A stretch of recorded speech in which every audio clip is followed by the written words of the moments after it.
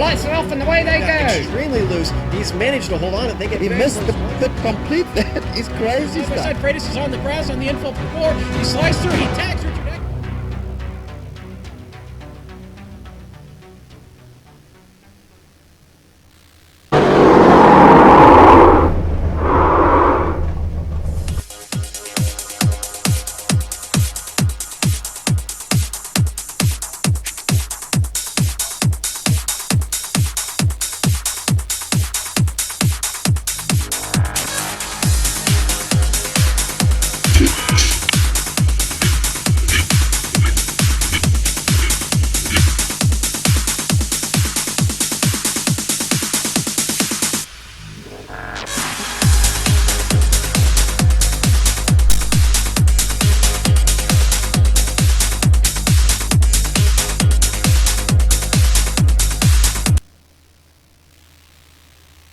Hello and welcome to Daytona International Speedway for the opening round of the 2016 iROC HPP Simulation Truck Series live on the Global Sim Racing channel.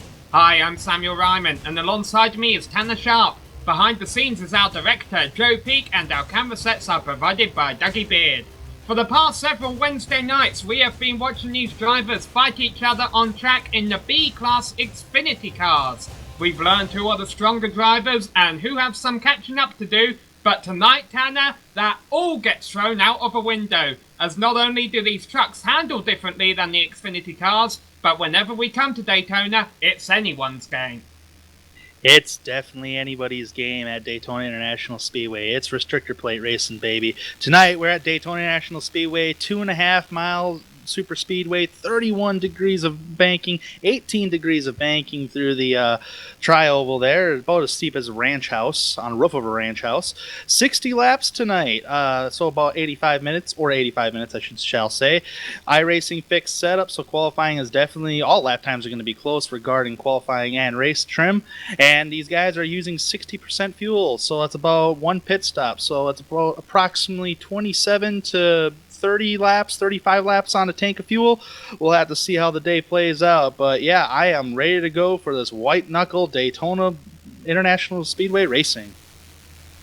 Absolutely, we all are now, because this is the opening round of the season. The way in which the drivers pre-qualify for the race based on points is the top 20 in points from last season are locked in. However, some drivers left and some and have been replaced by other new drivers, so really only 11 drivers were locked into this race. The other 29 to complete our 40 truck field had to race their way in via a pre-qualifying session which took place about an hour or so ago, and we do have 40 trucks we believe will be starting the race tonight and the way they're going to grid up is about to be determined. You see the checkered flag is out, that is on a half an hour practice session that they just had.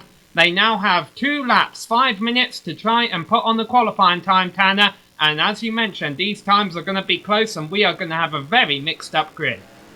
It definitely is. Times are definitely going to be close, but some say that it doesn't matter where you start at Daytona. Well, it is true. It's anybody's game, but the way the play package for these trucks are, it's hard to get to someone's back bumper. So probably starting in the front will be the wisest thing. But, you know, anybody could win this race. It's like you said there, Sam, in the beginning of this broadcast, it's anybody's game. Now, though, if we were at a speedway track, this is a driver we usually keep an eye on, and I think it could be a driver we may want to keep our eye on tonight, and that is the driver of a number 16 Toyota Tundra. Robert Barney has really came on strong this season, and you see him getting warmed up here, and he will probably continue to run a high line throughout his first qualifying time, because it is the second qualifying lap that is going to count, because they're still building up speed right now. And as we mentioned, the times are going to be close, and then we will have a full pace lap to read out the grid to you here before we get ready for 60 laps of racing tonight. Yeah, it almost takes a full lap just to get up the speed. You can get up the speed quicker when you're in a pack, but these guys are doing single car qualifying, so it's tougher to get up the speed. And they're only traveling about 177, 178 miles an hour on the back stretch, so throughout the corners too. So these trucks aren't as quick as the Xfinity cars, but they're still pretty awfully quick. Just wait until we go pack racing tonight. You'll be seeing about 190 miles an hour. We apologise for the loss of video right now. Our director is aware of the issue and getting it fixed, and we do have a few minutes to go here before the race starts, so we will hopefully have it back before the start of the race. But right now the drivers are beginning their second qualifying time, and we'll wait and see how fast they can go. Here's Michael Koenig in the number 34 machine on screen, and as I mentioned, these times, the positions you see right now mean absolutely nothing, because it's the second lap over the money lap. It does, and Daytona, and especially Talladega, you can throw that in there because they're pretty much sister tracks. They're like a chess match, so you just don't know what is going to happen. You don't know when the big one is going to happen. So a lot of these guys, whoever they're going to qualify tonight, depending upon where they're going to qualify tonight, they may ride in the back or they may ride in the front of the pack. Some guys prefer to be leading, some guys prefer on the opposite of the racetrack. It just depends on where you qualify on the racetrack. So I'm ready to go. Get this restrictor plate racing to go, and I'm excited. Well, we're watching Travis McQuestrian come around to the line there, and Bryce Whitson crossing the line. Another driver who just crossed the line is in the number 85 machine, the traditional green colours, on Aaron Kleinhahn's truck. He's pulling it to a halt now after setting his second qualifying time. And we would like to wish Mr. Kleinhahn's a happy birthday, and not going to put the commentator's curse on him for the race, but we do wish the best for him. And the good thing about Jim's truck, as is the case with Daniel Vining's truck here, is it always stands out in the middle of a pack. Oh yeah, and happy birthday to Aaron Kleinhahn's from myself, Tanner Sharp. And you got yourself a good birthday present, qualifying in the top 5 tonight. So hopefully he can remain up there throughout the remaining of the night. But as you said before, Sam, these times are awfully close. Yeah, and you see most of the trucks finishing up their times right now. Some drivers have yet to put on a lap. Maybe they're just electing to start at the back of a field, which might not be a bad idea, considering what you said, Tanner, that qualifying doesn't mean a whole lot around here. And really, you don't want to start in the middle of a field because you risk getting caught up in a multi-truck incident early on when everyone's still shaking off the cobwebs from the off-season. As they're finishing up their laps here, we would like to send out a social media reminder that we are on YouTube, and obviously this race is being broadcast live on YouTube, so feel free to talk to us on the chat there, or on Twitter, at GSR Channel is our handle. We're also on Facebook at facebook.com/Global Sim Racing Channel, and if you send us questions during the race, we will try our best to get them answered on air. Well, in about 20 seconds, the checkered flag will drop on this qualifying session, and the driver that everyone's trying to beat right now is the number 88 machine of Jordan Eriksson, but I don't see a lot of hot times being laid down, so I think Eriksson will be our pole sitter here tonight. Yeah, that'll get him a little weight off his shoulders on not starting in the middle of the pack. But the driver I'm going to keep an eye on tonight. As far as I've been doing up here in the booth broadcasting these races, the driver I'm going to keep an eye on tonight, whether he's going to have good luck or bad luck, is going to be Ty Hester, number 68. He's starting 18th tonight, and I believe he can get up to the front.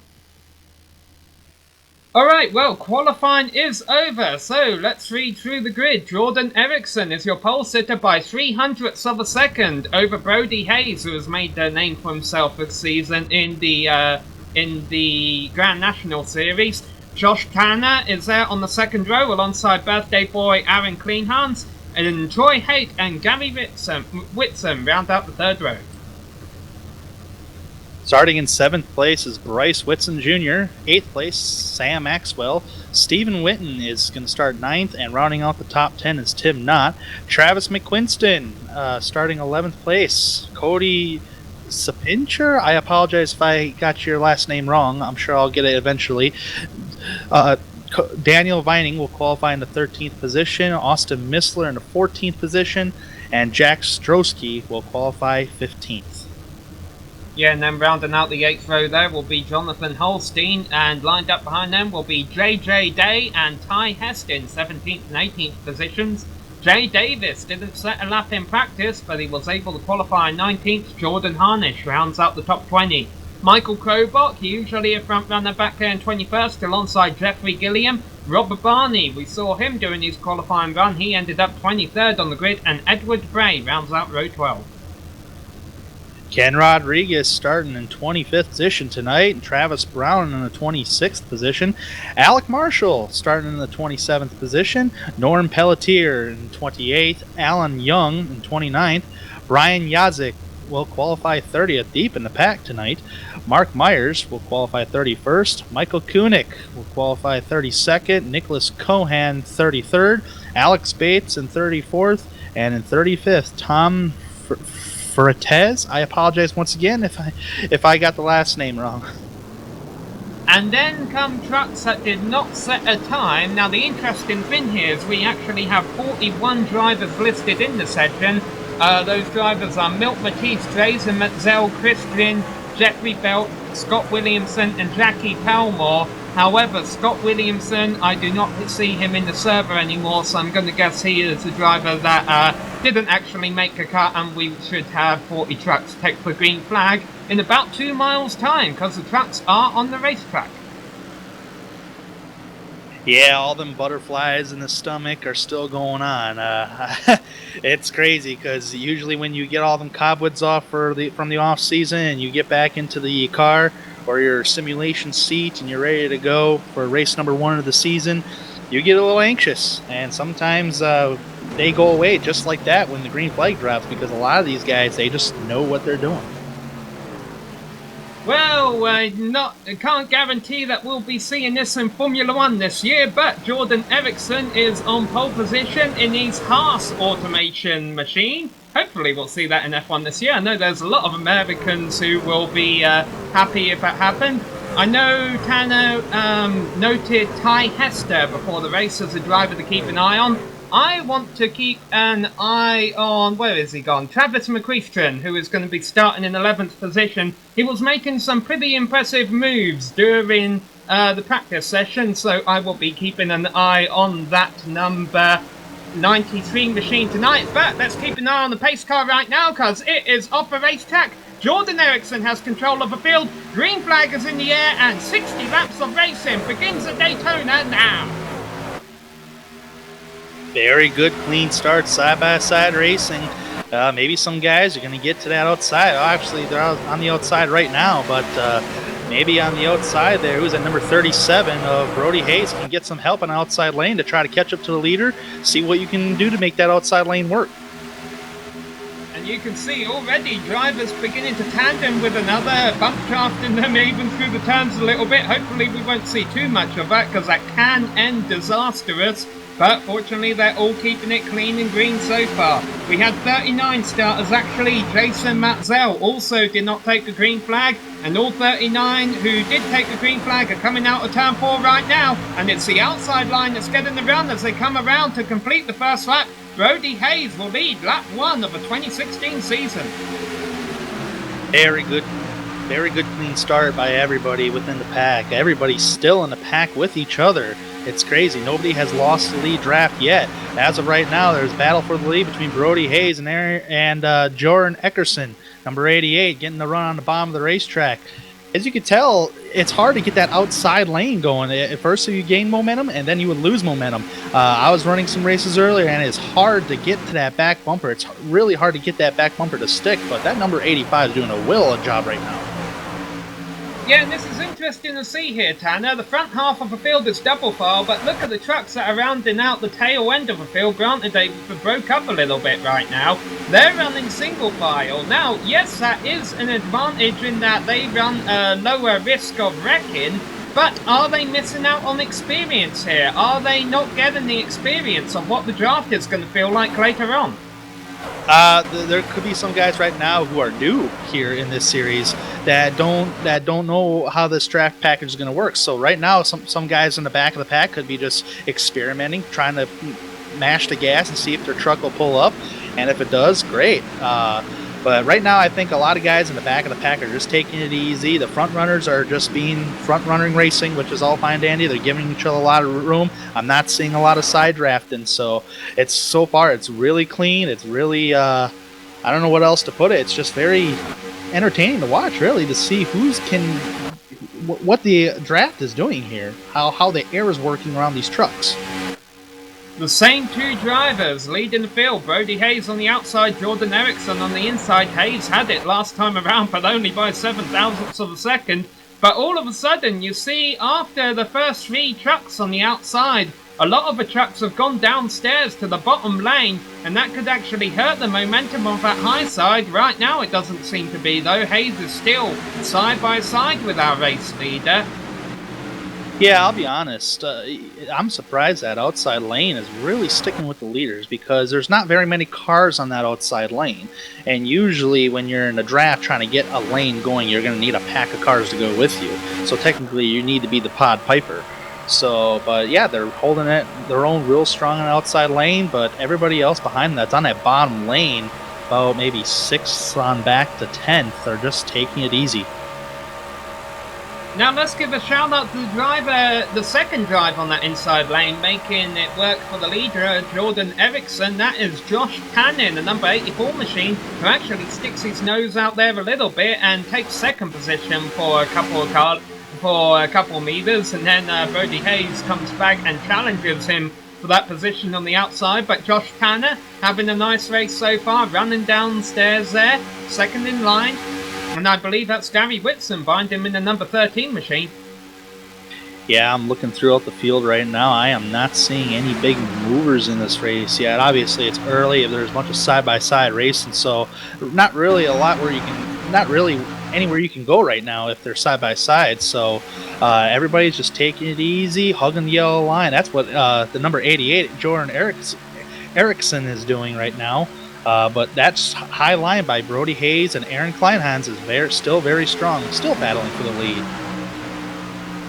Yeah, and that's pretty much all there is upstairs right now. The rest of that high line has disappeared, at least for the first 20 cars or so. Now we ride on board Gary Whitson, riding in 5th, although you might see his position number flick to 4th, because he's racing side by side with Aaron Kleinhans on the outside of him. And they still have drivers in their draft. The drivers in 2nd and 3rd get quite close there. Even though there's a bit of a... Oh, there's a big wreck. Here we go. And here's the rest of the field coming behind them. This is going to be ugly. And the big one happens at Daytona, as they like to say it. And as I was saying, they were single file behind the rest of the pack, but they hadn't really lost that much distance to the pack in front. The problem is, when the pack in front came back downstairs, that's where everyone was travelling. And it happened right at the front. Oh, and there you see, it's Josh Tanner who gets on the apron, takes out birthday boy Aaron Kleinhans, and is that Gary Whitson or That's Gary Whitson that made contact with Josh Tanner. What happened was Josh Tanner clipped the apron of the racetrack, and as soon as he clipped the apron of the racetrack, Gary Whitson was already bump drafting him. So there was not much you could do right there. It was just a very unfortunate restrictor plate racing incident. And there are no free repairs in this series, so a lot of drivers will be done for tonight, and a lot will be taken out of contention. I don't even think we could begin to talk about how many drivers were involved in it. These two drivers, Josh Tanner and Brody Hayes, had gotten very close to each other earlier on. I was wondering maybe if Josh Tanner was having difficulty there with the effects of a draft you were talking about, Tanner, making your car be pushed around a lot. If that just happened to Josh at the worst time, it was almost like a worst case scenario. The wind kind of blew him down to the apron right at the point where there was a truck right on his rear bumper. Yeah, it could very well be, because sometimes when you're behind somebody in these corners or anywhere around the racetrack, you could get a possibility of an overheating issue. So that causes you to back up, and when you back up, you got other people behind you that are they're still going 190 miles an hour. So it's very hard to manage your temperatures when you're doing pack racing like this. Watching an onboard of Ken Rodriguez here, he might get away with that actually. You see a few trucks in front of him definitely don't, and when I say get away, you see he's definitely going to have to pit for repairs. Now this is the good news as we see everyone down pit road because they might be able to make it on one stop from here, even though some cars stay out.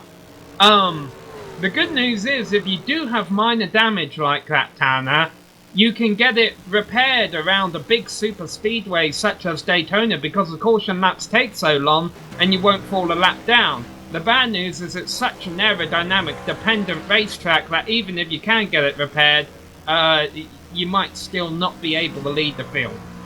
Yeah, if you got any kind of damage right now, get on pit road and repair it because the pace car is going 80 miles an hour pace speed around this 2.5 miles facility.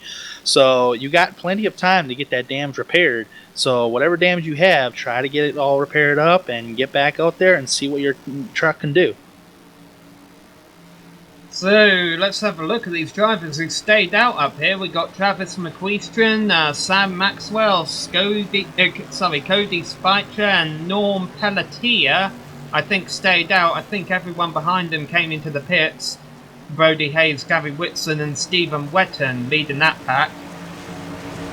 I tip my hat to Austin Missler on that the big one coming off turn 2 there. He almost got clipped twice. It was amazing. I rewatched the replay, and Austin Missler, man, I tip my hat to you for a wreck avoidance right there. That was some fine driving right there. Well, it's going to take him a little while to get this incident cleared up, so let's take a quick break and we will be back for the restart here at Daytona International Speedway.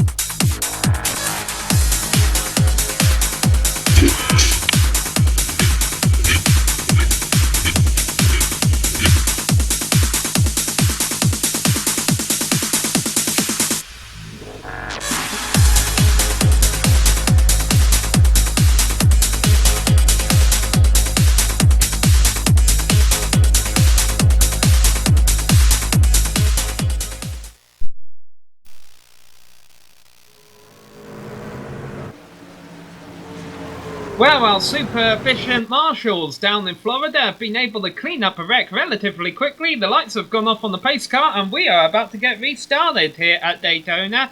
Now, these drivers were talking about a fuel window that could go to about 27-30 laps here, Tanner. So chances are this caution could have helped these drivers that did stay out make it to the end on one stop as well. It can, but the driver I'm pretty worried about staying out is the 93 of Travis McQueestron.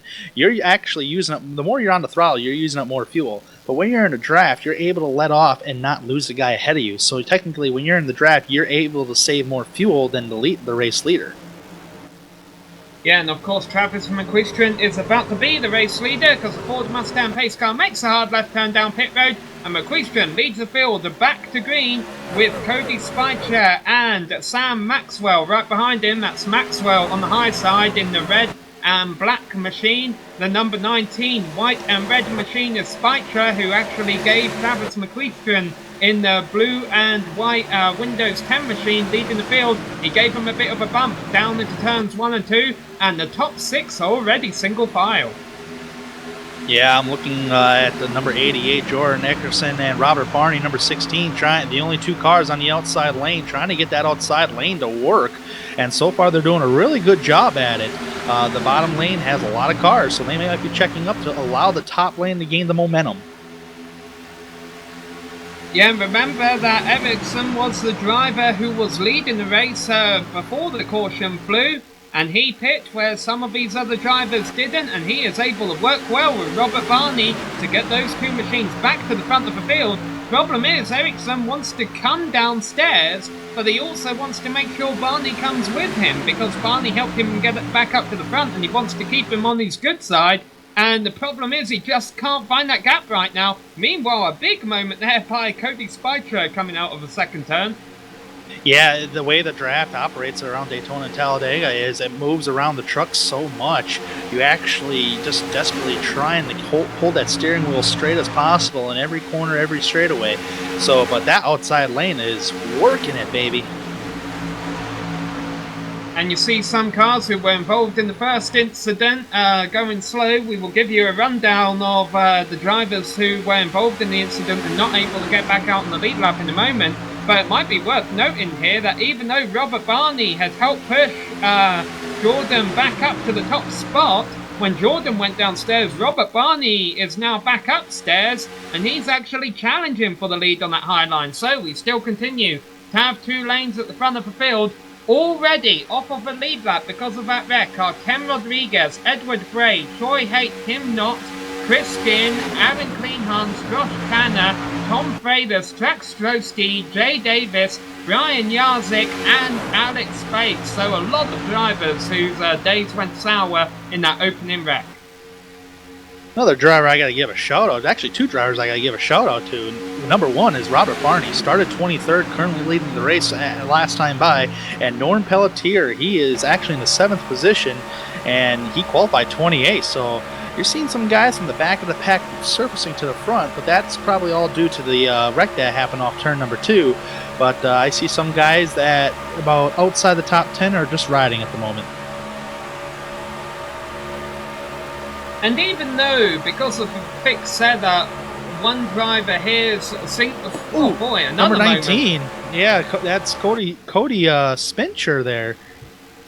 Just getting loose. He must have tagged the apron of the racetrack. Probably the same incident that we've seen back down turn number 2 there. So very thankful that didn't turn out big.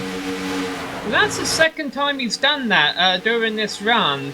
And other drivers are going to take note of that, Tanner. They're going to say, hey, this driver's having a bit of difficulty for whatever reason, keeping his truck pointing in the right direction, and they're going to want to get by him and maybe not even work with him later in the race. Yeah, that's the thing. That's hard to really dictate of who you're going to work with on the racetrack.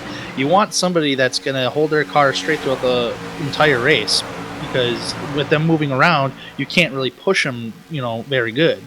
So you want somebody that's just going to hold the vehicle straight and not make any mistakes, because clipping the apron is a very treacherous thing here at Daytona, especially through the tri-oval. Another big name who just went a lap down was Michael Krobach. You saw him ducking into the pits. He was involved in the incident that has brought out our one and only caution so far.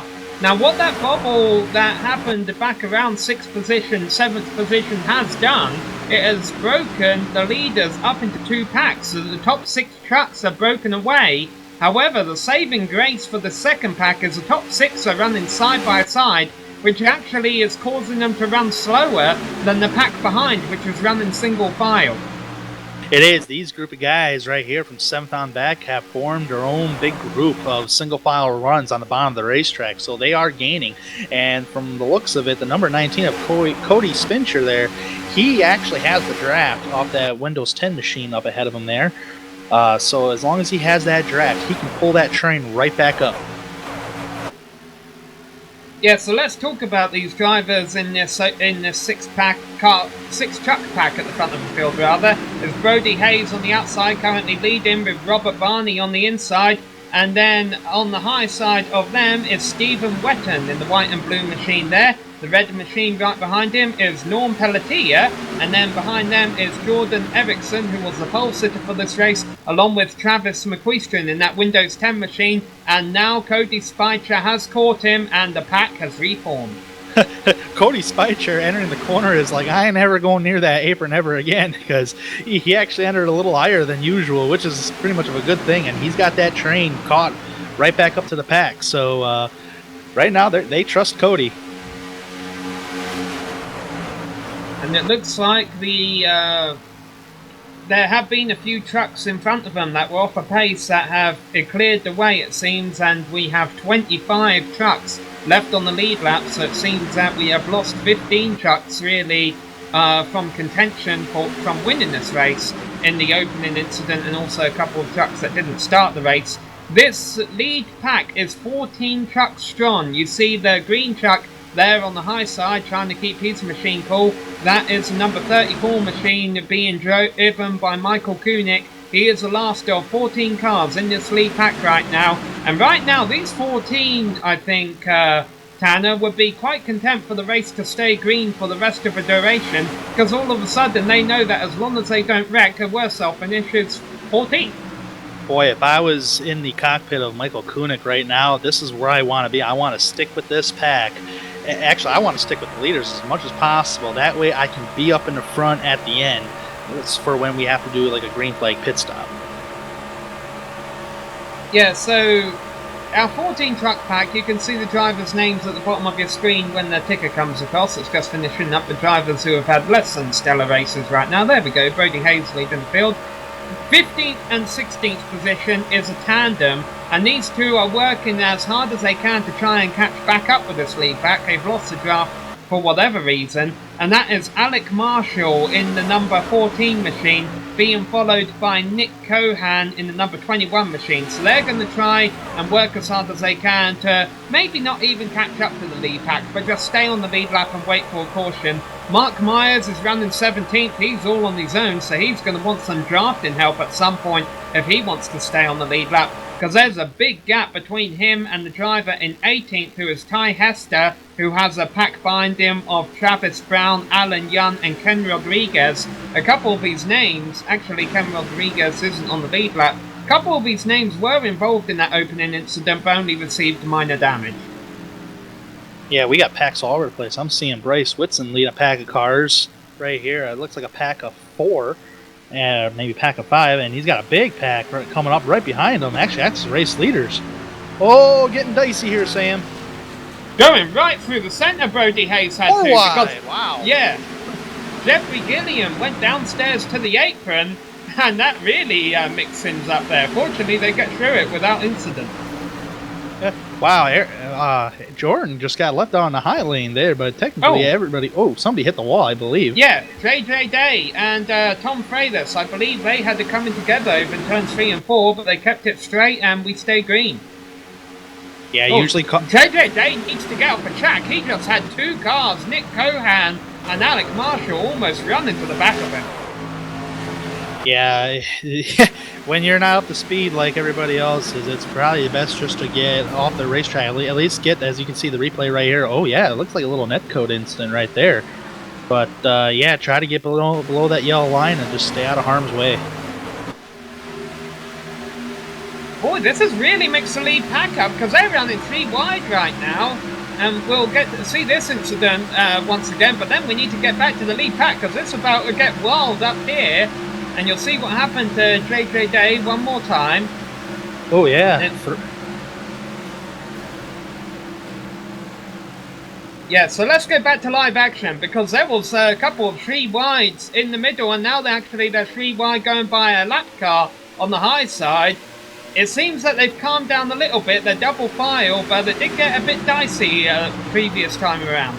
Yeah, Norm Pelletier got caught up on that very high side. He had no friends to help him. Everybody went through the middle and went through the bottom of the racetrack. So, and usually at Daytona and Talladega, we usually call the middle of the sucker hole. Not today. There's a group of guys in the middle, and the sucker hole was the very high side.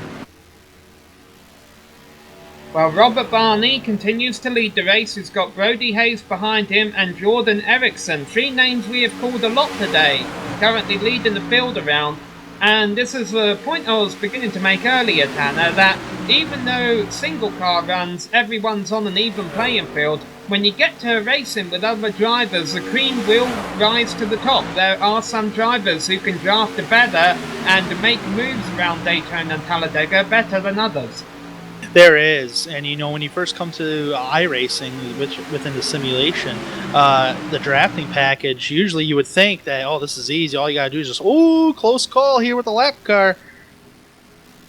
Oh, wow, I thought the Gary Whitson was going to clip the 94 there, but yeah, like I was saying, with the restrictor plate racing, some people say it's easy to do, but when you're going 190 miles an hour door to door, closer than where you park at a Walmart store, it's very challenging, because at a high rate of speed like this, these cars are moving around a lot, so it's hard to control the car. but you're doing everything you can to keep control of that car and not drift up the track or do the side draft or whatever you're doing on the racetrack. So it just definitely makes it a very challenging experience. Absolutely, and it seems to have calmed down in the lead pack right now, which is probably a good thing because these drivers are the last ones who want to have an incident happen. We're down to just 20 trucks on the lead lap now, as other trucks who have lost the draft or had damage and have to come into the pit have dropped off of the lead lap. And of those 20 trucks, 14 of them are still in this lead pack. Yeah, and the problem is right here, Norm Pelletier is almost going to lose the lead draft, actually, because he lost a little bit there for some reason, probably getting overheated or something like that, but that's going to allow Norm Pelletier to catch on up with his draft. So it got scary for Norm to lose the time, but the 42 had a draft there, but so far he's caught right back up. Yeah, and I apologise, of course we have 12 trucks in the lead pack now because of the 2 trucks that were involved in an incident not too long ago, which didn't bring out a caution. We're almost to the halfway point, and we've only had 1 yellow so far. It probably just jinxed us, as we're about to have a bit of a photo finish across the line here. Who led that time by? Robert Barney. It was a dead tie. Robert Barney and Brody Hayes crossed the line at the same time. Man, what a photo finish that would be. That would be that's closer than the Kevin Harvick, Mark Martin finish or the Jamie McMurray, Kyle Busch incident or racing at Daytona back in 2007. So these guys are they're racing real close, but they're having fun out there. You can tell they're having fun. One of our lead drivers is coming into the pits this time by. How many are going to come with him? The number 19 machine of Cody Spicher has told the other drivers he's going to come into the pits, and they're not at the halfway point, so this would make it a 2-stop race for him. And there in front of him comes Travis McQueistron, and a couple of drivers coming in behind him. Oh, almost contact. It is very hard to transition from 190 miles an hour to 60 miles an hour, which is the pace speed on iRacing here at Daytona. Good thing the number 98 there got it woe down. And now also what that has done, these drivers will have to try and make sure they're still in the pack when they come back out onto the track, is it has made the lead pack even smaller. There's only 5 drivers in the lead pack right now, and eventually they're going to have to come into the pits. Yeah, but they're all going to want to go as far as they can go though, Tanner. Yeah, they want to go as far as they can go, but if I was in the fuel situation, I would not want to be leading the race because I'm technically using more fuel than the guys behind me. So I would rather get into some draft and just save a little fuel, try to go as long as I can, go down pit road, possibly take two right side tires and get on out. One thing that's very interesting to watch when these drivers come into the pits is the drivers who brake a bit later than normal. You can't address the brake bias on a fixed setup, so if you have too much rear brake than what you're used to, your truck may spin out on pit entry. So hopefully all these drivers have been practicing entering the pits during the 30-minute practice session ahead of qualifying, and hopefully we won't see anyone make that mistake, although if we do see it, it won't be the first time. Yeah, there's some chatter going on about pit stops right now between the first 5 cars. They are running single file. I'm not seeing anybody going to try to battle or anything, so they're probably getting close on fuel right now. Everybody that is exiting pit road is staying below the double yellow line, as you have to wait until you get onto the backstretch to re-enter the racetrack safely, of course. And usually when it comes to restricted plate racing, you can't even pass below the yellow line because that's called the out of bounds lane. You see, the leaders are all single file, so if they wanted to come into the pits, they won't have to worry about getting downstairs, although they will have to worry about running into the back of each other, but it's not going to happen this time. They come around, they're completing lap 30, but remember, we did have 1 caution flag during the first half of the race. Yep, and some guys did stay out too, and Cody Spicher was one of those guys. So with all that being said, these guys can go on fuel a little bit more, and these guys, number 99 and the number 19, are going to stay on the bottom of the racetrack here, let the lead pack go by. I'm sure the lead pack's going to be pitting sometime soon. As 3 wide right here, getting through lap cars, staying on the bottom of the racetrack, nice and clean. So far, this is such a really entertaining race because I'm curious and see who's going to be out front when all these pit stops are said and done. And when are these pit stops going to take place? Because this lap traffic has now upset things a little bit at the front of the field. Because if they wanted to come into the pits this time by, a couple of them wouldn't have been able to because the lap cars were downstairs. Fortunately, that wasn't the case. But you do see they are catching a pack of cars in front of them right now. Oh yeah, big pack, and this has got to frustrate the leaders just a little bit, but everybody gets single file, no harm, no foul. This is such clean racing by each and every one of these guys. It's just unbelievable. Usually you don't see a lot of this within the official race sessions, but these guys just give each other so much respect. That's how you create great racing like this. Look at that, putting a lap down. Travis McQuistra, the driver, they were just racing for the lead of this race. They are now putting a lap on the way things have worked out. So yeah, it does seem that pitting under the first caution, at least during this part of a race, was a desired strategy. Yeah, it was definitely a strategy. I'm just anxious to see where are they going to end up once the leaders do pit. So if they do come out with the lead, that's just a tip the hat to you right there. Because, man, strategy is key when it comes to green flag racing at Daytona. I don't think they will come out with the lead though, Tanner, because when they came out of the pits, they were only, let's say, 3/4 of a lap down, and now they just went a lap down because this lead pack is going so much faster than everyone else on track. It's true, and plus also one other thing you need to have is a drafting partner. I'd say about at least 3-4 guys to really get up the speed, because right now these guys are going about 190, 194 miles an hour on average so far. As man, it just all depends of who's all with you, who's drafting with you. Because if you're by yourself, you're going to be going about 177 miles an hour, and that's no good. No, it's not. And as you mentioned, the first caution of the race came out on lap 7, and so these drivers would have came into the pits at lap 8. We saw the drivers who didn't pit come in at about lap 27, so these trucks could probably make it to about lap 35 or 36, which would be next time by. They're coming out of turn 4 right now, and they're staying out, but it is inevitable that they will have to come down the pit road and put some gasoline in those tanks within the next couple of laps. Yeah, I only see about 7 cars on the lead lap right now.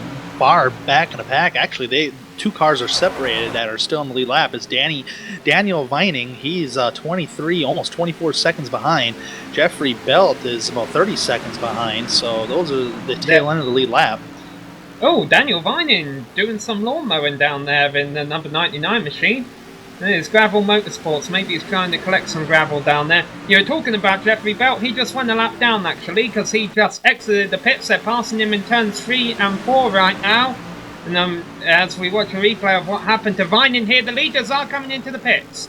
Steve Wetton is leading the leaders down pit road. Unfortunately, they're all able to get woed down without running into the back of each other or scrubbing their tyres. And so we finish watching the replay of Vining here, and let's go back to live action and watch as they come down pit road. Look at Robert Barney. He has to back up. He was parked all sideways in his pit stall. Yeah, that's going to take a lot of time off your pit stop, so you're definitely going to lose the pack that you were in. That's very unfortunate for Robert Barney, but I hope nobody got popped for speeding, because it is very, like I said before, it is very difficult to transition from 190 miles an hour to 60 miles an hour. So, Steve Wetton leads the field back out onto the track, and he leads the race because the pack was going so fast. Who is the first driver behind them that's on the lead lap who hasn't pit? I think it's Travis McQuistran, who is coming down into turn 1 right now, leading the whole pack of trucks. Yep, he's got there's Travis McQuiston leading that pack on the bottom lane. He's with Norm Pelletier, Cody Speicher, Sam Maxwell, Jeffrey Belt, and I believe Nicholas Cohan. Oh no, just Jeffrey Belt at the tail end right there. That's a 5-car group right now, so hopefully they can catch up to the leaders and stay single file so they can be quicker. Well, not the leaders, Tanner. The leader, Steve Wetton, had such a fast pit stop, he has absolutely nobody with him up front. But that is actually a burden in disguise, because it means he has no drafting partner. he is really going to have to hope to get a drafting partner out of a lap truck, or else he is going to be gobbled up by Jordan Erickson in a couple of laps here. Boy, I completely missed that. Thanks. That's a good eye there, Sam. Stephen Witten right now has got a pack closing in on him fast. So if they freight train him, he's just got to find a place in line and try to get that snip of the draft as quickly as possible so he can stay with it. And this is about to happen right here. It's happening so fast, they were half a straightaway behind him about half a lap ago, but now Steve Wetton has lost the lead. Now he's got to go upstairs. He's got to get by Gary Whitson and hope he can get his slipstream, but I don't think he can do it. I think a pack is just going too fast for Wetton to keep hold of them. They are. All you can do is just hold that bottom lane, but you do got another pack of cars behind you that are, or two cars at least, trucks I mean, that are still up to speed. So maybe you can form a little group right there to catch up with the leaders. But man, it's very tough to keep up with the leaders, especially when they're running single file. But Travis McQuiston, back on him and the other guys that pitted beforehand, they actually lost time, like you said, Sam. So Sam, you were correct on that. So, we got 4 trucks who have played their cards right and are leading the field around right now, and they are Jordan Erickson, Brody Hayes, Robert Barney, and Gary Whitson. And providing there's not another caution flag, the winner of this race, as long as they don't take each other out, is likely going to be one of those 4 trucks, because as we just mentioned, Tanner, the second pack, or the second set of cars that really have some speed going for them, let's see, they're several seconds, 8 seconds behind the leaders. Yeah, they are pretty much hoping for a caution at this point of the race. A bunch of other guys too, like let's see, you got Nicholas Cohan, Alec Marshall, Austin Missler, Michael Koenig, Daniel Vining, Milt Matisse. They are all about 17 seconds or further back, and they're still on the lead lap, so they are hoping for a caution right now. And the problem with these trucks who are a lap down, Tanner, is the lead trucks have absolutely nothing to gain by pitting if another caution came out, so they won't be able to take a wave around, because these guys all pitted at around the lap 35 or 36 rather. We know they can go about 27 laps on fuel, so that takes them over lap 60, which is when this race finishes. And at the same time, you don't really burn your tyres off at Daytona, so why would any of these drivers pit if another caution flew? It's a very good question, but as it sits right now, the guys that are a lap down, they are hoping. Right now, Alan Young is the current lucky dog right at the moment. So if the caution does come out right now, he would get the lucky dog. But Mike Myers, Ty Hester, they're still a lap down, so they got to hope for another caution right now. And speaking of that second pack, not only is it 8 seconds behind the lead pack, it is actually losing about half a second to a second a lap from the leaders. So Ericsson, Hayes, Barney and Whitson have nothing to worry about. Now what about Stephen Wetton there in 5th? Was he ever able to find a drafting partner in those lap trucks? No, he wasn't. No, he's absolutely sitting duck right now. He's out there by himself. Right now he is running 178 miles an hour, 177 in the corner, compared to the top 4 guys who are running 190. So that's about a little over 20 mile an hour difference. So right now he's sitting 5th place, and he's got to hope to get back into the pack with Travis McQuiston and ride with those guys. We are about to have a huge pack of trucks where the drivers in 6th are running, because they just met a pack of black trucks, I believe, and they all got mixed up a little bit. And there's a pack reforming right here, and if we do get another caution, this could be the place where it comes out. Yeah, this is 6th through 10th right here, as they are catching like crazy to Stephen Wetton right there. So once they catch him, hopefully Stephen can hop in their draft and keep up with these guys. But yeah, they're gonna blow right by him. 190 miles an hour compared to 178 miles an hour. That's a huge difference. And there he's gonna force them.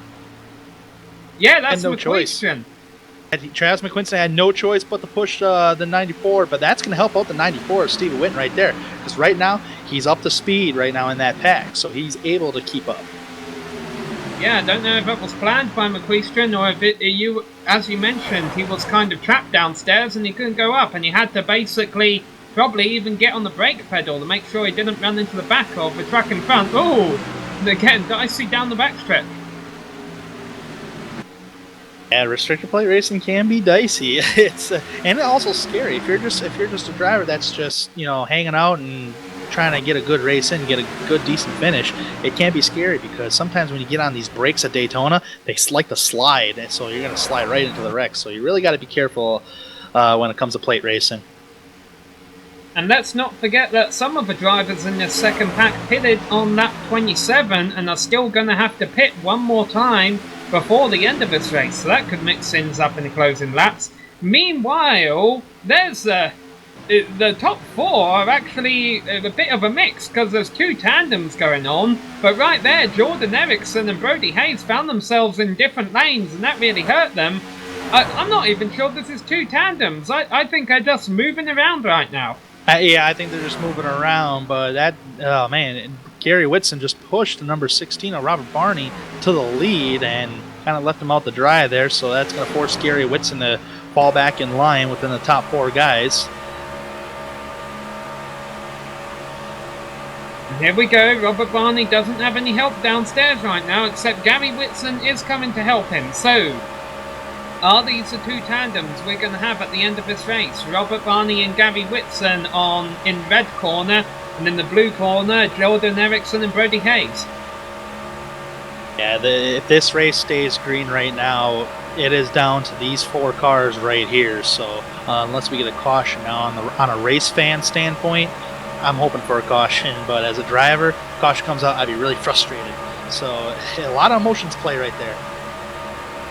And the caution would have to fly within the next 10 laps because iRacing, caution almost flew right there as Jordan Erickson went upstairs right in front of Robert Barney.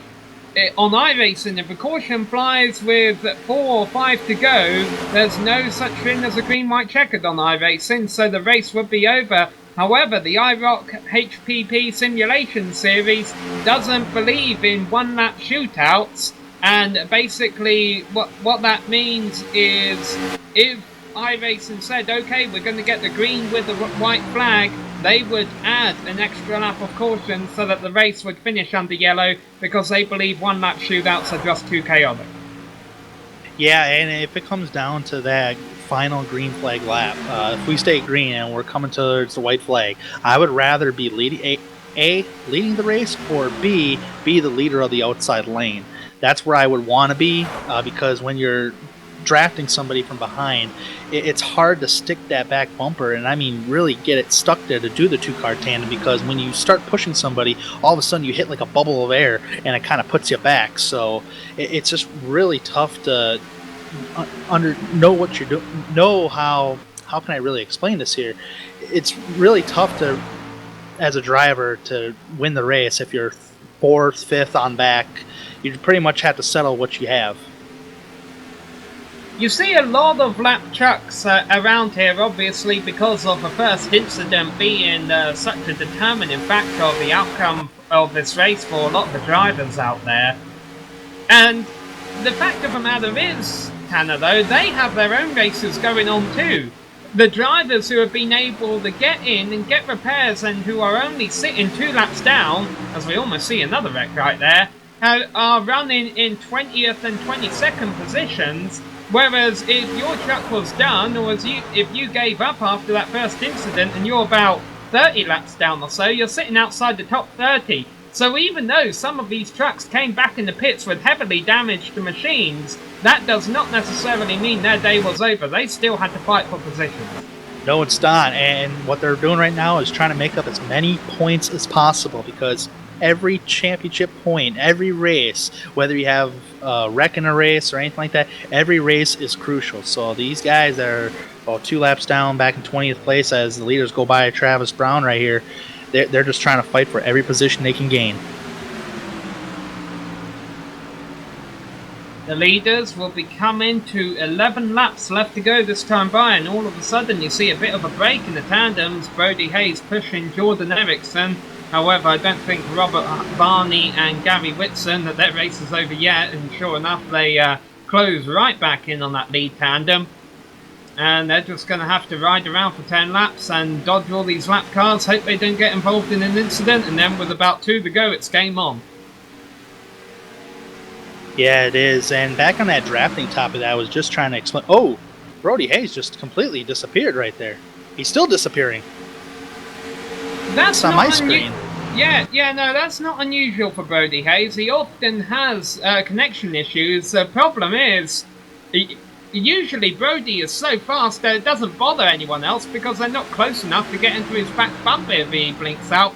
The problem is that Daytona or Talladega, to be competitive, you have to be working with other drivers, and if you blink out because your connection's not that good, the other driver doesn't know where you are to help you out. Boy, with that being said right there, let's just say, for example, Brody Hayes blinked out and all of a sudden disconnected from the server, not at his fault. That would mean the 88 is without a drafting partner. So that's got to put a lot of stress on the 88 truck. Absolutely, Jordan Harnish is a driver.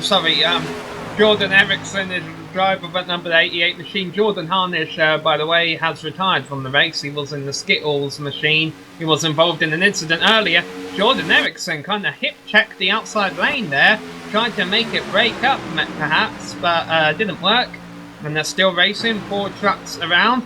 And we are getting word that Cody Speicher, one of the drivers who came in at the completion of lap 27, still running on the lead lap, is going to have to come into the pits and for fuel, and this is going to drop him a few positions. Yeah, so with these guys going to be pitting right here, they come right now, coming off turn number 4, entering down that pavement, trying to get on pit road, trying not to speed, 3 wide on pit road. So far, so good.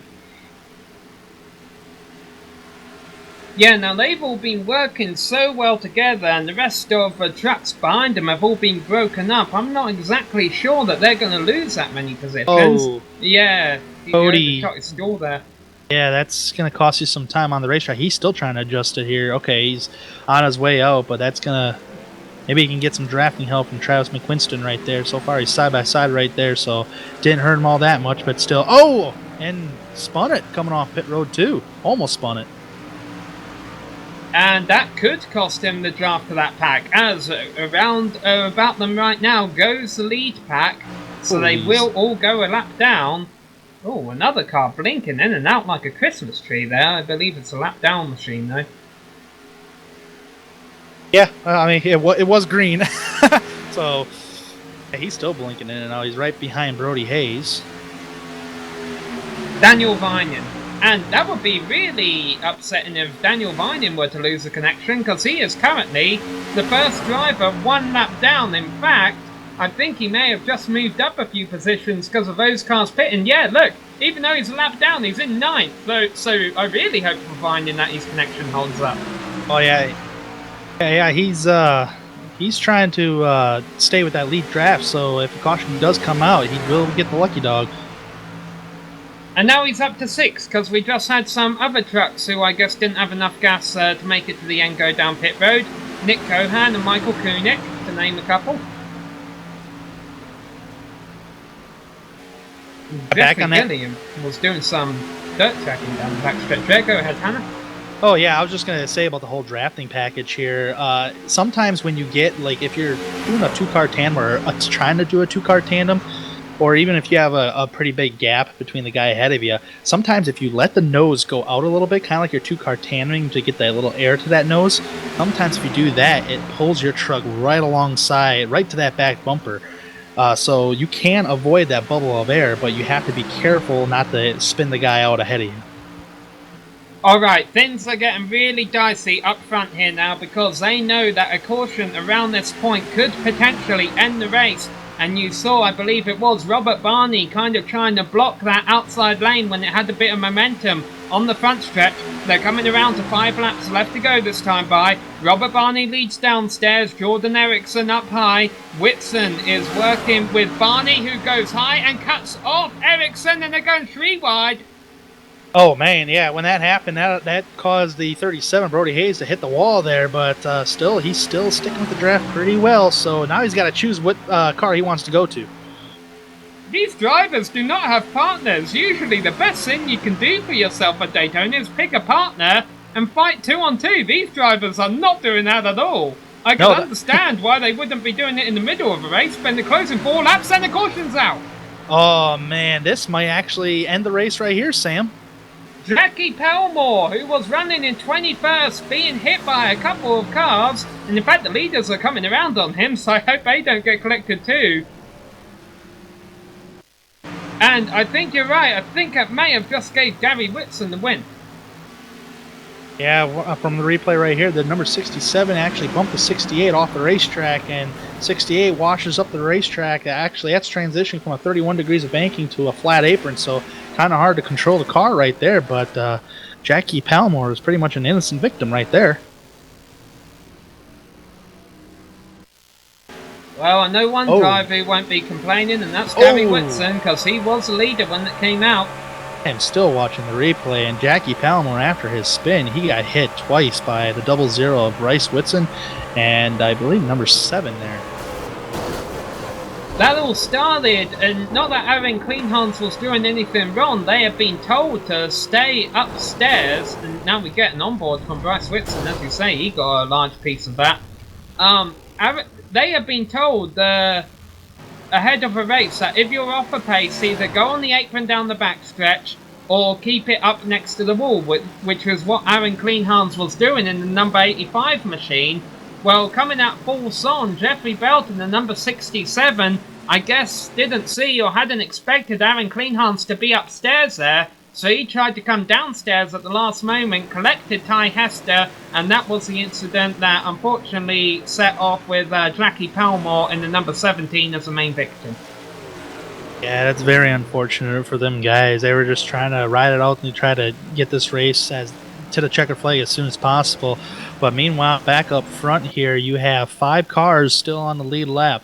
And that 5th car is Stephen Witten. He is still on the lead lap. And unfortunately, we ran out of green flag laps, or run out of laps to go any more green flag racing. So only top 5 cars remain on the lead lap. Everybody else is a lap down or more. And that was...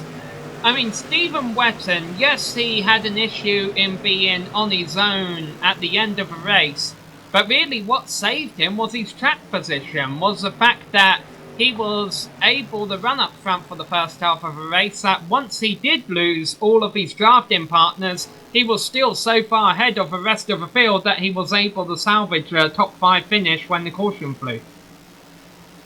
He was, and there was a time in this race where he didn't have any drafting help, so it was a good thing that the caution came out, but in a way it's like, man, you wish it would have came out sooner so you can have a chance to win this race. There are a lot of drivers just sitting 1 lap down who may have been involved in an incident, may have lost the draft, but at the end of the day they still had a good day. Daniel Vining is a standout driver for me. If his connection holds up in the number 99 machine, he'll be coming home with a 6th place finish. And in fact, I think he was given the lucky dog. He's actually back on the lead lap now. Norm Pelletier, he's up there in the top 10. He will finish in 8th position. A few good days for some drivers we don't always get to see up front. But on the flip side of the coin, also some bad days for some drivers we're used to seeing up front. Like Bryce Whitson back there in 24th position, Michael Krobach back in 28th, and really the determining factor there, Tanner, is who was involved in the opening incident of this race and who wasn't. There's a bunch of drivers involved. It was more than 5 cars for sure, but it was very unfortunate that all that happened down in turn number 2. Things happen like that at restrictor plate tracks, so it's just a product of this racing. So you just gotta keep your head up and move on to next week, and hopefully you can salvage off a good finish. And next week these drivers will be at Atlanta Motor Speedway, which is a 1.5 mile speedway, which is traditional for these cars, where we'll see the we'll see it separate the men from the boys, basically. Not saying Daytona's easy, Tanner. You touched on it, that the draft around here and using the draft and staying out of trouble is a challenge in itself. But at the same time, you do typically at super speedway tracks see some drivers have good days who we're not used to seeing towards the front and vice versa.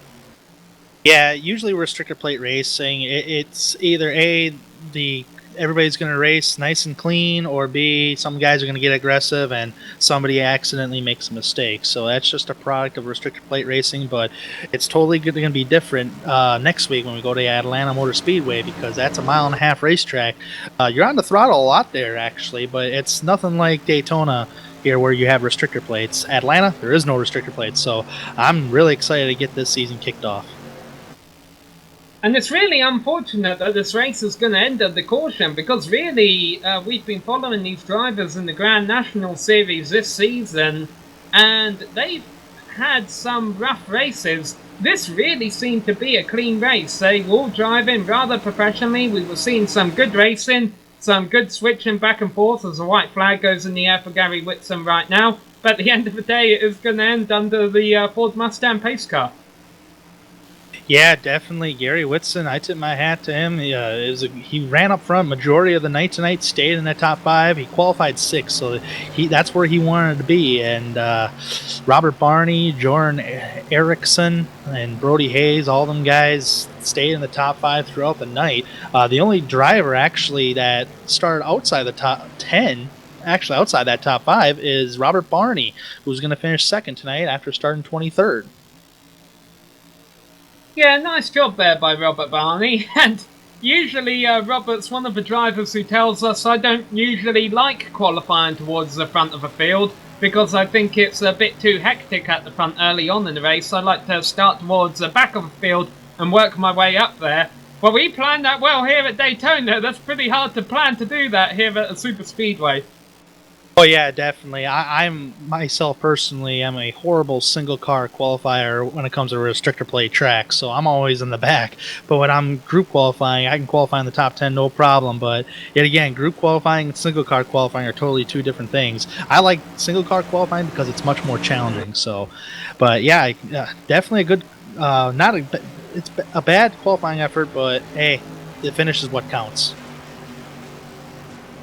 Yeah, so Robert Barney started 23rd and is going to finish 2nd, but the driver one position ahead of him, who is definitely no slouch even at the speedway races, and this could already be an early ticket. Looking good in the points here for Gary Whitson. Let's see if he makes a chase at the end of the year, because he's going to cross the line first in that number 13 machine. They come across the line double file, but Gary Whitson does it first. He is your winner here tonight at the opening round of the 2016 iROC HPP Simulation Truck Series at Daytona International Speedway.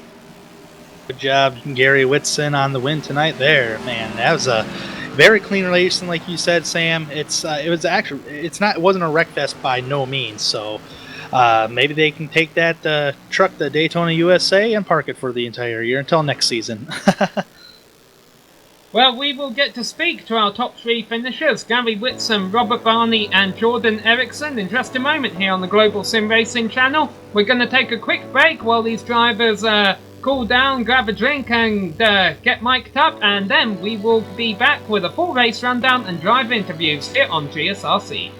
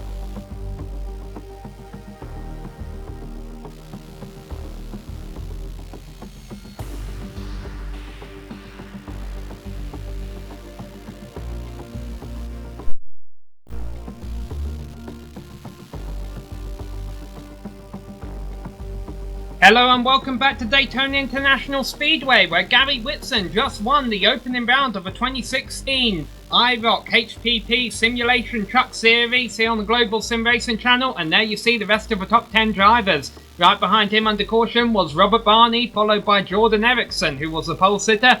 Brody Hayes, a big name to watch out for this season, he was able to salvage a top 5 finish. And Steve Wetton, salvaging is definitely an applicable word there after he lost the draft late on in the running. Nice run by Daniel Vining, last truck on the lead lap there in 6th place. Sam Maxwell, the first driver 1 lap down in 7th, being followed by Norm Pelletier. Milton Matisse was in 9th place, didn't really give him a shout out during the night. And Travis McQuistrom rounds out the top 10, Tanner.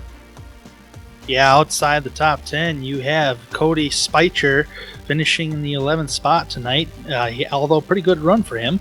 Michael Koenig will finish in the 12th position, Nicholas Cohan 13th, Alec Marshall will finish 14th, Alan Young will finish in 15th, Ty Hester, I was actually cheering for him tonight, but unfortunately he was involved in that incident coming off turn number 2. He'll finish 17th tonight. Austin Missler will finish 18th, Mark Myers will finish 19th, and Travis Brown will finish 20th. Yeah, relatively good run for all those guys, even though we did see a couple of them in incidents, such as Jeffrey Belton 16th there. These drivers unfortunately weren't able to salvage such a good night. Ken Rodriguez in 21st and Jonathan Holstein in 22nd. Bryce Whitson, he'll be a big name late in the year, but not tonight, 23rd, and Jackie Palmore, whose truck, the spinning truck, it wasn't his fault, but it brought out the last caution of a race there in 24th. Edward Bray in 25th position, followed by Jeffrey Gilliam. JJ Day, who had an eventful race, he was back in 27th, and Michael Krobach, watch out for his name late in the season. Unfortunately tonight he was in 28th. Jordan Harnish finished in 29th, and Chris Trim rounded out the top 30. Aaron Kleinhans, the birthday boy, did not get a very good birthday present as a finish here in Daytona. He'll finish in the 31st position. Tom Freitas will finish in the 32nd position. Troy Haight in the 33rd position. Tim Knott in the 34th position, and Brian Yazik, who will be a big name towards the end of the season. That's my bet on that. But he'll finish in the 35th position, so a slow start for him. Josh Tanner will finish in 36th. Jack Strosky will finish 37th. Jay Davis will finish in the 38th position. Alex Bates will finish in the 39th position. And now you see two drivers that didn't start the race back there in 40th and 41st, Jordan Matzel and Scott Williamson. So let's talk back with the drivers who had better races, beginning with Jordan Erickson, who came back in 3rd place. He was our pole sitter for his race, and I believe Tanner's caught up with him. I have caught up with Jordan Erickson in the number 88 machine tonight. You finished 3rd. You started on the pole, and I did believe you led the most laps, but unfortunately you get a 3rd place finish. It's got to be frustrating coming out of a driver just out of a restrictor plate race. Tell me, was it really hard to get to the guy's back bumper while you're trying to draft with them? I mean, honestly, I didn't have much experience behind anybody because, like you said, I think I led the most laps, and I was either leading the bottom line or the top line. I didn't really have a problem getting up to the guy's bumper. I know some guys are having heating issues, but I mean, to come away with a 3rd place finish there, I'm just happy I kept the fenders on the thing. Didn't end up upside down or in the fence. Yeah, definitely. And we only had, before that final caution of the race, we had 1 caution, and majority of the field pitted, some guys in the back stayed out. Was towards the end of the race, was fuel an issue for you lead lap drivers? No. We were good by, I think, 2 laps, I believe. I mean, we played that. I had my crew tell me exactly when we needed to pit and what to do there. They were on point with that. I mean, pitting on that caution really set it up. I know some of those guys didn't, and they ended up having to pit again. I guess gambling for track position there by not pitting, but I mean, having the track position and pitting for that fuel, I knew how much I needed to make it to the end of the race, and that's exactly what I did. Oh yeah, definitely. Usually green flag racing, and you get them pit stops on the green, you got to have a strategy all the time, but towards that end of the race there, if that caution would have never came out, do you think you would have had a good shot at trying to get that win tonight, or would you just had to be in that position on no choice just to push the guy ahead of you to the win? I think Brody was doing a great job. Brody Hayes was doing a great job of pushing me there throughout the entire last portion. I think we would. I mean, anybody's got a shot at this thing, right? I mean, you could.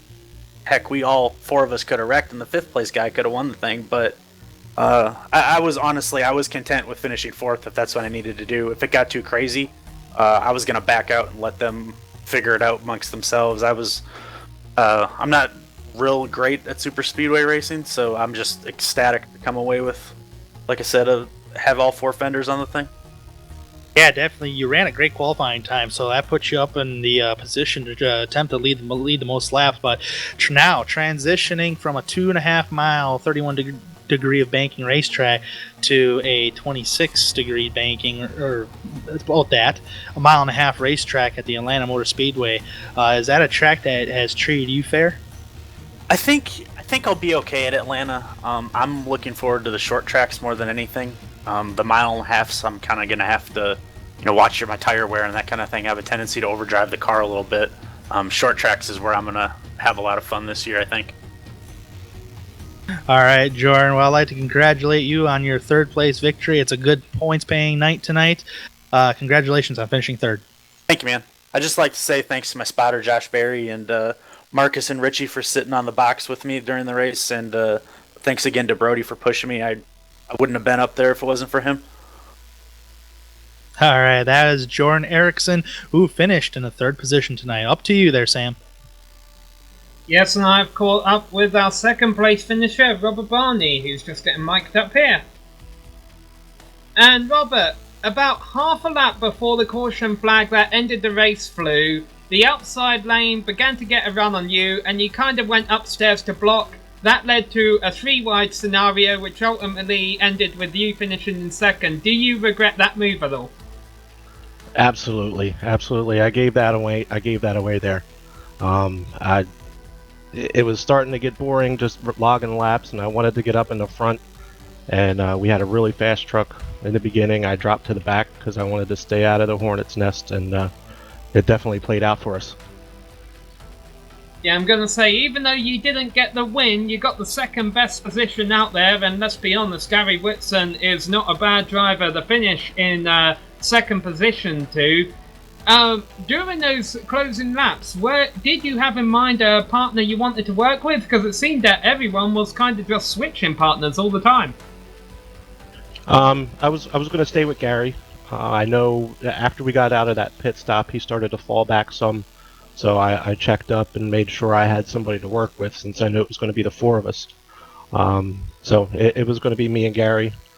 I was trying to play a couple of runs to see how we could get on the outside of those front two there. And I was just trying to make a little bit of a strategy and see what was going to happen when it came down to those last couple laps. Now, we've spoken to you in the past when you finished in the top three, and you say you're a driver who usually likes to qualify towards the back to stay out of a hornet's nest and then finish up front. That's what happened today, but I can't imagine that you planned that at Daytona International Speedway. Well, I mean, it's always the plan going into the race. Obviously, things can change, but I knew I had a fast truck in practice. If things worked out the way they were supposed to, it was going to work out as to plan, which it did. So I have a really good track record of making that happen, and starting in the back and making it back all the way at the front at the end. Alright, well, next week we go off to Atlanta Motor Speedway. Do you fancy your chances there? Yeah, I'm definitely fast there too. We got a couple new sponsors watching too, RPM Trailers and Sales. So I think they're going to be on board, and we'll definitely be putting them up on the front row. Well, commiserations on not winning the race today, Robert, but congratulations on a solid top 5 finish, a good start to the championship. We look forward to seeing you back at Atlanta. Maybe we'll be talking to you from Victory Lane. Thanks, Sam. I hope to keep putting on a good show for you. Absolutely. So that was your second place finisher tonight, Mr. Robert Barney. And now I'm going to hand it over to Tanner Sharp, who has called up with the race winner, Gary Whitson, down in Victory Lane. And I have caught up with Gary Whitson in Victory Lane here at the Daytona International Speedway. He adds his name to the winners list at Daytona. And Gary, first off, congratulations. Hey, thanks, Tanner. I'll tell you what, the HPP simulation, Chevy Silverado was bad fast tonight. Qualified a lot better than we thought. Got a little fortunate there with that first incident and just happened to get the lead when the caution came out there at the end. Yeah, it did not look like you didn't lose any aerodynamic speed when you got involved in that incident there. But yeah, I bet that had to jump you out of your seat there for a second. Yeah, I seen Josh hit the apron, and I tried to roll out of it a little bit and give him a little bit of room. But I knew it was going to be ugly. Luckily, somehow, the iRacing guides let me scoot through there and left me unharmed. And I felt bad for the other guys because I wasn't sure what happened or if I caused it at the time. Then once Josh came on the radio and said he blew up, kind of cleared my conscience and let me go race with those boys at the front. Yeah, definitely. And you have been a front runner all night tonight. You qualified 6th, and towards the end of the race there, it looked like you guys were jostling for a position. I wasn't sure if you guys were trying to save a little fuel or not. I wasn't quite sure, but talk about towards the end of the race there. What did you think caution could be coming out soon, or were you knew you just had to get to the lead ASAP? I honestly wasn't too worried about getting to the lead after that last pit stop. I think where our strategy played out was we made that first pit stop under the first caution, got fuel. That's what caught most of those other guys out, having to make 2 additional stops. Additionally, we ran as long as we could on that stop after the caution, so that put us in pretty good shape to get to the finish without pitting. I kind of hung back and forth and saved a little more fuel just to give myself a little cushion. Then Barney looked like he was ready to get a little racy, so we put the pedal to the floor on the HPP pedals and got her to the front. And those HPP pedals got you the win too. So, but yeah, it's a great points paying night for you at Daytona. And next week we transition from a 2.5 mile racetrack to a 1.5 mile racetrack of Atlanta Motor Speedway. Is that track treating you fairly lately? Treating you any good? Yeah. Honestly, the super speedways aren't generally my thing. Bryce tends to do a lot better at these than I do. Bryce and Michael. I actually look forward to the 1.5 miles, especially in the truck. That seems to be kind of my bread and butter and where I shine. Got tons of strong competition though, so I'm definitely not expecting to run away with a lot of these. Just enjoying being in the chase, being locked in, knowing I'm going to have a chance to race for those HPP pedals, and can take some chances the rest of the season. Yeah, definitely that win is going to help you out when the chase starts. I believe it gives you a bonus point. So as we close out the interview here, congratulations on your win, and hopefully you can get her done next week. Hey, thanks guys. Got to say a huge thank you to Mark over at HPP Simulations. He's been a serious supporter of iROC, the series. He stepped up in so many ways, coming on basically as a partner for us. Hopefully we put on a good show for him and sell some pedals for him. All right, Gary.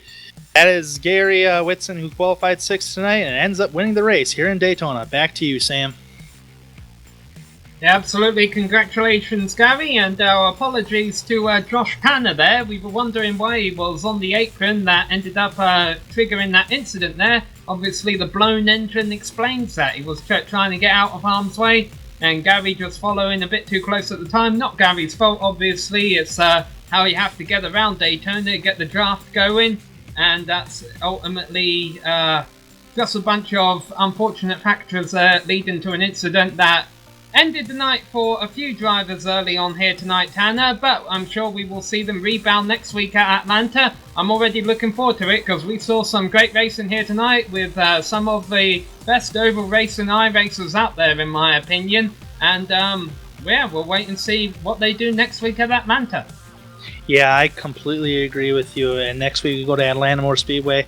I'm hoping some guys who were involved in that big incident off turn 2 tonight can walk in Atlanta, have a good, strong showing, and show that they have a good, strong potential to fight for that championship towards the end of the season. Well, we will be back in 1 week's time at the Atlanta Motor Speedway, and we would like to thank you for coming here and watching the race tonight. We would also like to thank all the organisers and the competitors in the iROC HPP Simulation Truck Series for coming here tonight and putting on a great show. Thanks also, of course, to HPP for providing sponsorship for this series and help keeping it going. We would like to send we would like to send a thank you to the various software and hardware that help make this stream possible. iRacing.com, Behringer, XSplit, Audio Technica, and Ava Media. Thanks to the team today, Tanner Sharp, Joe Peak, and our camera guy, Dougie Beard. If you'd like to find out more about GSRC, you can find it at www.globalsimracingchannel.com, along with archived races and upcoming broadcasts. We're also on Twitter at GSR Channel and Facebook at facebook.com/globalsimracingchannel. We would like to send a special thank you to Eric Ekholm and Casey Lalonde, who provide us with our music. You can buy Eric's on iTunes and Spotify, and Casey's at caseylalonde.bandcamp.com. All of our upcoming races for our other series are being shown on screen, so be sure to check those out and mark them down on your calendar, and do not miss another second of exciting racing action. But until next time, race clean, race hard, and we'll see you on the track.